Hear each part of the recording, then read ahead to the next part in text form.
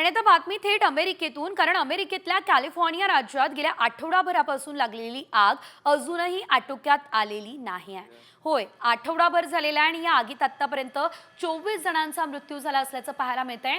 1 लाख जण बेघर झाले, अनेक जण बेपत्ता आहे. मृतांचा आकडा आणखी वाढू शकतो. तर आगीमुळे इथले प्रमुख महामार्ग बंद होण्याची शक्यता सध्या तरी वर्तवली जात असल्याचं आपल्याला पाहायला मिळतंय. तर वाऱ्याचा वेग वाढतोय, त्यामुळे आग आणखी पसरत चालली आहे. सध्या ताशी 80 किलोमीटर वेगाने वारे वाहत आहे. त्याचा वेग वाढण्याची भीती सुद्धा सध्या व्यक्त केली जाते.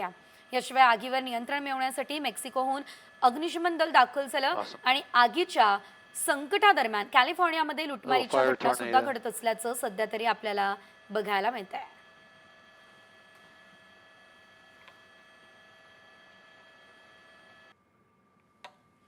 दरम्यान कॅलिफोर्नियामध्ये लागलेल्या आगीत प्रचंड नुकसान झालं. 150 अब्ज डॉलर्स म्हणजे जवळपास 12 लाख कोटींची संपत्ती जळून खाक झाली. आणि या संपत्तीची तुलना केली तर भारतातील उत्तर प्रदेश, बिहार, मध्य प्रदेश आणि दिल्लीच्या बजेट एवढ्या संपत्तीचं नुकसान या आगीनं केलं. म्हणजे भारतातील 4 राज्यांचं मिळून जेवढं बजेट आहे तेवढ्या संपत्तीचं या आगीमध्ये नुकसान झालंय. नुकसानीचा आकडा आणखी वाढू देखील शकतो.